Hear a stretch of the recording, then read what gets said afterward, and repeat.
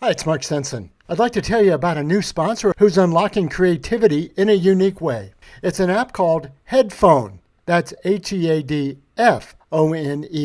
On Headphone, you can listen to premium audio dramas like romance, thriller, and horror.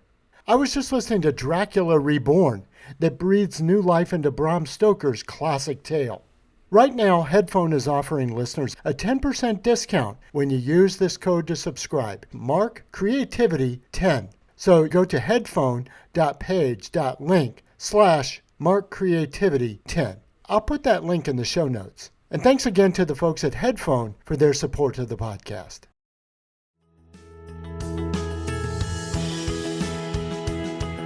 Tap into your most original thinking. Organize your ideas and create the opportunities to launch your creative work. Unlocking your world of creativity with best-selling author and brand innovator, Mark Stinson. Well, welcome back, friends, to our podcast, Unlocking Your World of Creativity, the podcast where we dive into the minds of creative thinkers and practitioners, explore their journeys, and uncover their secrets to unlocking their creativity and really getting our work up and out into the world. Now, in today's episode, I have the pleasure of speaking with Bracha Goetz, a Harvard-educated author of 41 books that inspire and nurture the souls of children, but also she wrote a candid memoir for adults, sharing her own incredible journey, really, and her exploration of joy. And joy, I think, exudes from you, Bracha. Welcome to the show. Thank you so much. We're going to talk about Bracha's books. They're all available on Amazon libraries and on her own website, getzbookshop.com. But Bracha, really, let's start with that idea of this creative journey. It's taken you from Harvard to an author of children's books and your own memoir. How did you really find this passion for writing? How did it really come to you that you wanted to explore this realm of especially children's literature? I think when I was little, I remember maybe third grade, I wrote a poem about how books can take you anywhere. You just sit in one spot and you are in outer space. You're any place in the world. This is way before the technology of the internet and the web and everything. Books were like that magic carpet for me. And they read this poem at the assembly, like in front of everybody. And it was really exciting. And I feel like I loved picture books then, and I love them to the same degree today. It hasn't changed. They're still my favorite kind of books. I love this metaphor of the magic carpet, that it takes you someplace. Where are you trying to take your readers, in your stories? That's your such magic a great carpet. I love that question. I love it. Where am I trying to take my readers? I am trying to take them into their invisible essence. In other words, we all look like we're physical beings. I am trying to remind everybody that in essence, they're a spiritual being, even though they don't look like it. That's the invisible part of them, but it's their core essence. And all my books, what they all have in common is about helping souls to shine. Recognizing that you're a soul and then giving it the nourishment it needs to shine. I love this description. I actually read that and saw helping children's souls shine. Tell us a little bit more about those kinds of themes that do bring out the soul. Yeah, so what's interesting is even when I was at Harvard, I was taking courses at the Graduate School of Public Health and Harvard Medical School because I've always been interested, and I went to medical school too. I've always been interested in the mind-body connection.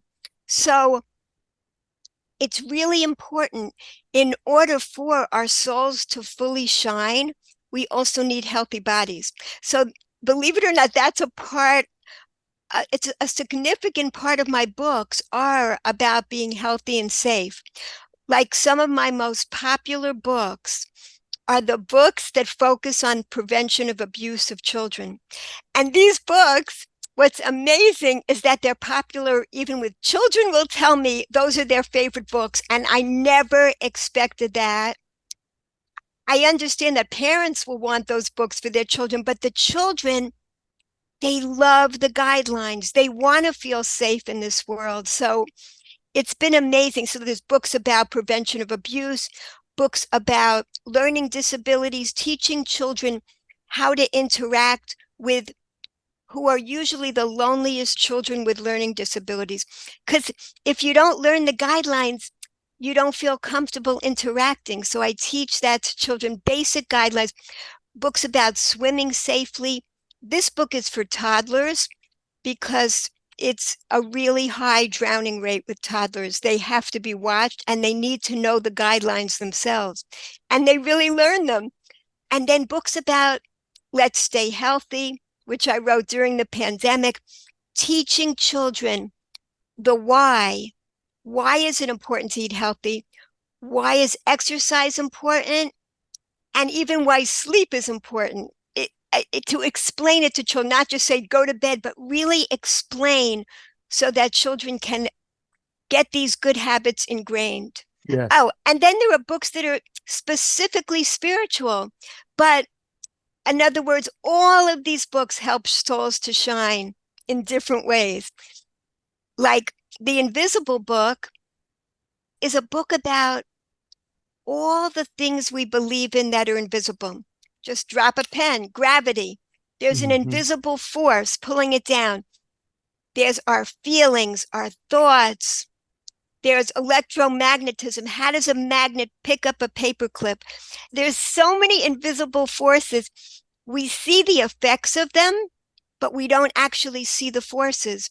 The same things. That's why it's not far-fetched to understand that we too are invisible. We too are in essence spiritual, invisible spiritual beings. So strong. These are weighty, important topics, and yet you've made them very approachable in a children's book.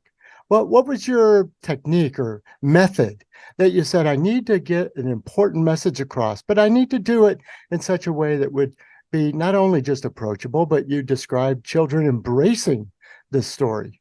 Beautiful, exactly. It takes 400 repetitions to form new synapses in the brain.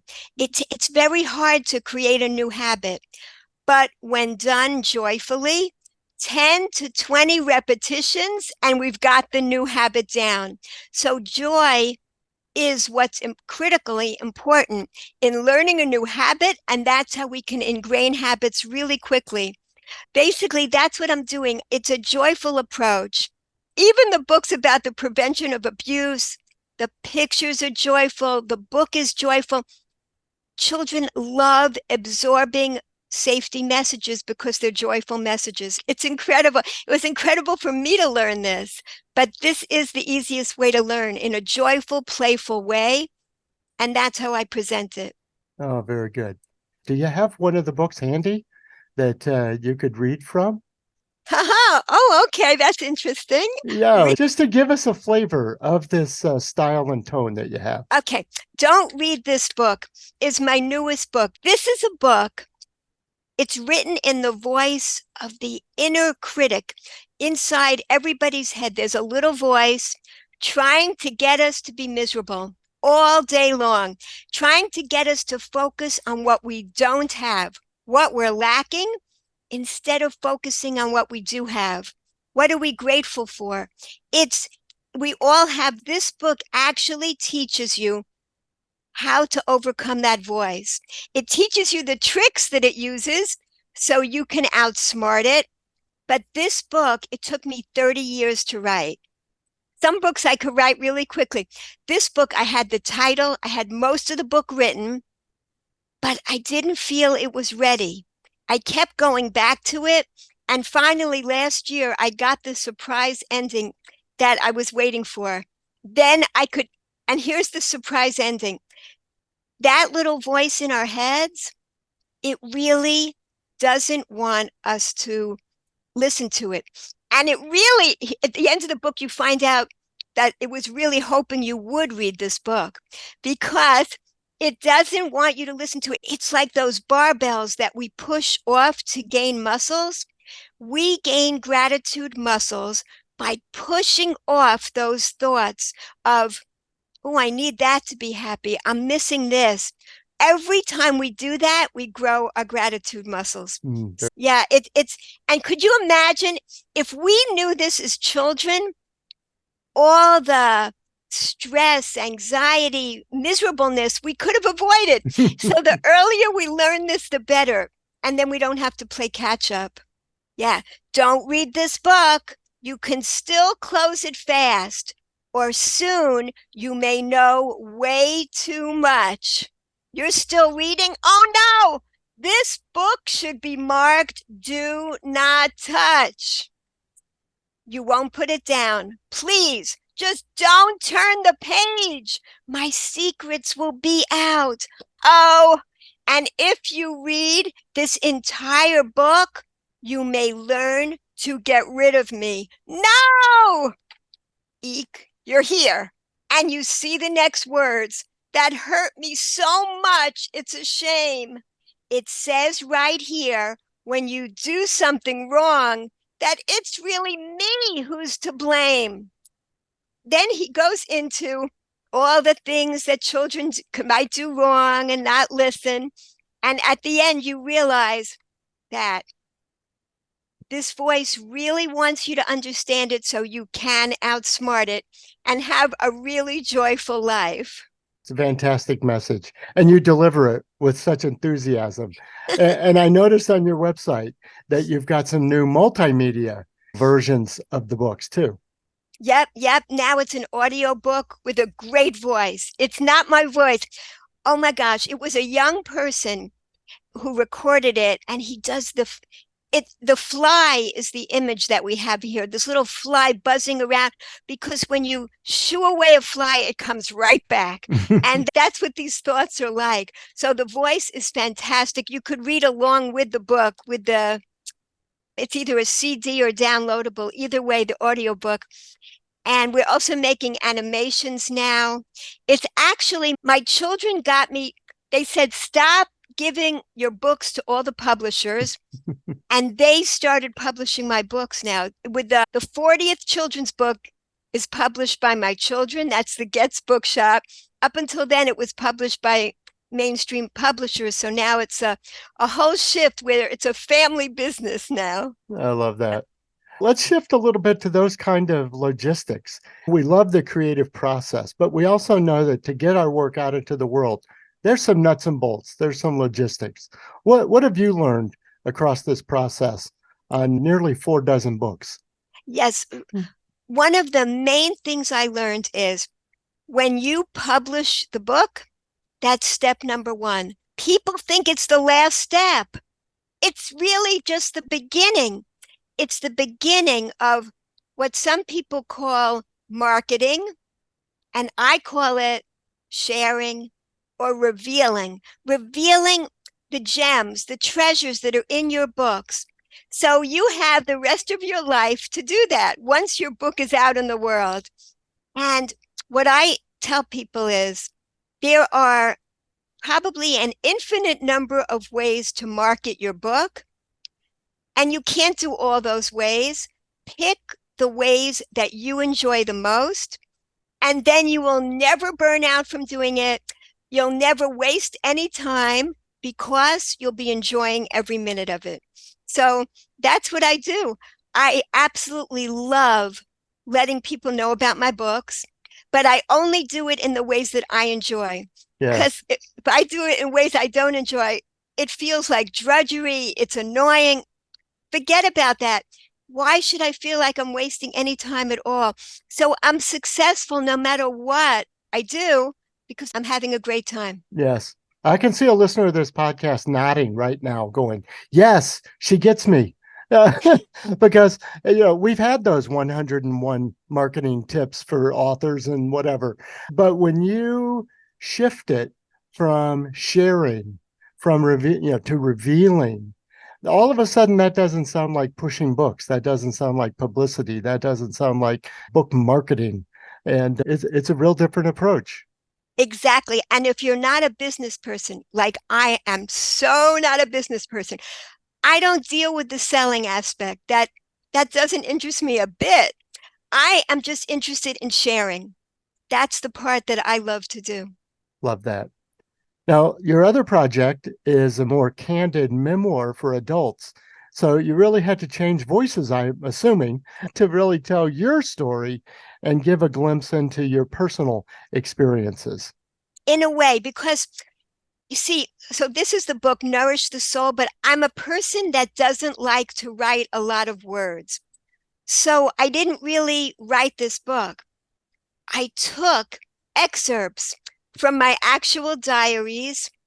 And then when I got older, I called them journals. Mm-hmm. And then I added in letters and I filled in the missing pieces. And you have 20 years. It's almost like a psychological documentary that you're watching because you see the person gradually developing food addictions and then healing from the food addictions. And you're actually with me on those horrible binges. I'm very graphic about what it was like. You experience it with me in this book because the entries are real and very raw. So that's what it's called, Nourish the Soul. And the subtitle is Filling the Emptiness Within, because I feel with food addictions, it's very obvious, but with all addictions, it's about trying to fill the void, trying to fill the emptiness. And we desperately try to fill it with all kinds of physical externalities, but that doesn't fill it. It makes the hole even bigger because it's not a physical hole, it's a spiritual hole. So when I finally learned how to nourish my soul with gratitude, that is it. It's about filling up on gratitude. And that's the really universal message that I am so I'm so enjoying spreading now. Yes. And again, the sharing, the revealing, same. Yeah. Yes. And thinking about a lot of people say they have motivations to publish a book for any number of reasons. You've often said the impact is what you're going for, not the fame, spotlight, publicity, whatever, but rather can these books make a difference? What is that difference for you? Exactly. I own if sometimes people come to me with ideas for books they want me to, I'm like known, so they want me to write a book about a children's book about a certain subject. And I'll go to this person, go to that person. If they can't do it, then come back to me. I feel that if I feel that a certain book needs to be in the world, I'll do it. But if someone else could do it, great. There's so many important things to do in this world. It's not I need to be the one writing it. I just want the message out there in the world. If someone else could do it, great. Because my whole purpose for being here is that I want to uplift the world, make it a more joyful place, fill people's hearts with gratitude.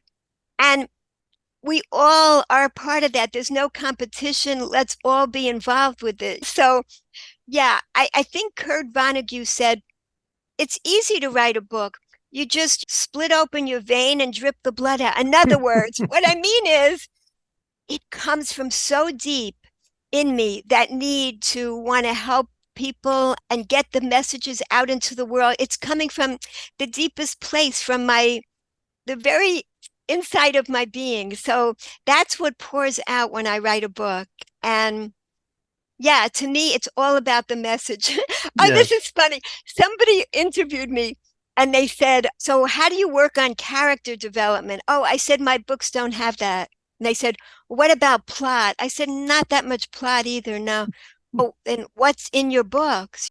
I just find a way to express the message. It's a vehicle for the message. That's how I see my books.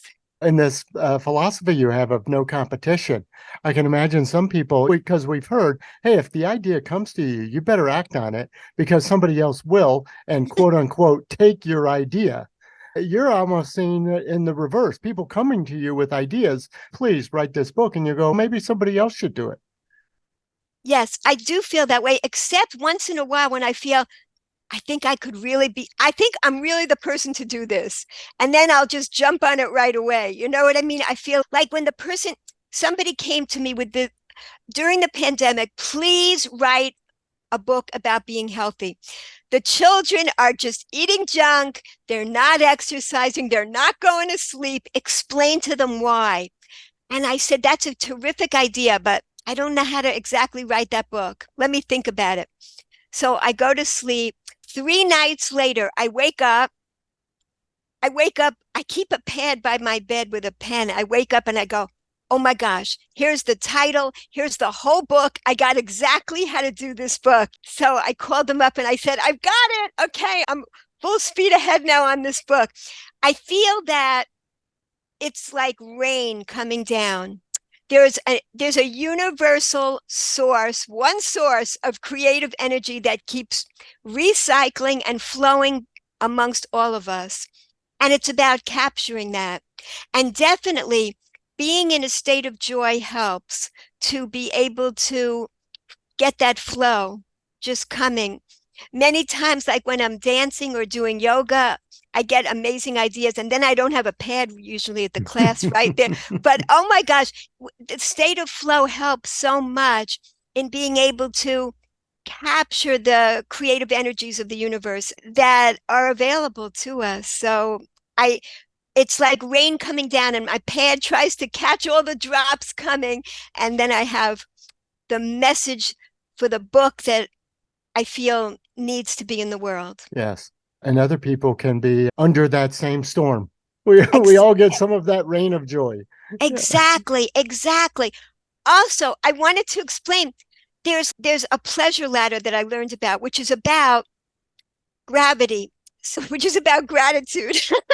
So basically, I'll hold this up. The lowest level are all the natural physical pleasures in the world. They fill us with gratitude when we experience them. Love, focusing on the virtues of another, the gratitude we feel about other people, meaning when we do something meaningful, we fill up on gratitude. And you see here, the second highest level of joy comes from creativity. When we are doing something creative, we are in this, we don't feel like eating or sleeping. We're in such a high zone of pleasure. The highest level is transcendence. When we see the oneness of everything, we see how we're all connected. So this is something I learned that changed my life, and I'm loving sharing it with other people. And especially for this show, how joyful it is to be creative. And it actually gives a lasting pleasure. And if we do it with gratitude, then we don't feel that ego strain. Oh, this has to be perfect. This has to come out just right. When we don't have that, we are much more free to flow and be playful with whatever we're working on and just enjoy the process of being creative. So good. And it circles back to your initial point that the joy is the channel to creativity, not Yes. if I'm creative and I can produce the work, then I'll be happy. It's not the outcome, it's the input. Yes, So fascinating. the process is so important. And for sure, it's a joy to create. These are all my babies too. For sure, it's awesome. But that joyful process of creation, we to value that and not just to get to the end product. Also, enjoy the promotion, enjoy the sharing and revealing. That's all part of the process. Love this. Folks, my guest is Bracha Goetz. And we've been talking about your work and how just prolific it is with 41 or 2 books. Surely you have something in the works. So look over the horizon for us or tell us what's on your desk now. Okay. One of the books that I'm working on now is actually about the pleasure ladder for children. Because I teach about this to adults, but children, imagine that. Imagine them understanding early on in life how to fill your life with pleasure. It's so much about our purpose for being here is to experience this garden with gratitude. So that's what I'm teaching. And also one of my classic books, The Happiness Box, we're putting that out again. We got the rights back from the publisher and we're putting it out, a new version for children, which is, yeah, it's a big thrill because when children understand, when they can take on happiness skills early on in life, they've got them for the rest of their life, which creates an enormous change. They don't have to go through a lot of unnecessary pain in life when you have the skills down pat early on. It's very exciting. Thanks for sharing those with us, and stay in touch and let us know how they're developing. Thank you. My guest has been Bracha Goetz, and she shared an incredible journey of her authorship and creativity. You can explore all her books, both the children's books and her own memoir, on Amazon and libraries and at the getzbookshop.com. It's been so great talking to you, Bracha. Thank you so much. Thank you for resonating so beautifully with all these messages. Well, your enthusiasm is infectious for sure. And listeners, if you enjoyed this episode, be sure to subscribe to our podcast. Leave us a review. And remember, your creativity has this power to impact, to change the world. And we've really gotten that kind of inspiration from Bracha Goetz today. So until next time, I'm Mark Stinson, and we'll keep unlocking your world of creativity. Unlocking Your World of Creativity with best-selling author and brand innovator, Mark Stinson. This program was produced by BSB Media, creators of IntelliKey Leadership Stories, Unlocking Your World of Creativity, and thepeaceroom.love.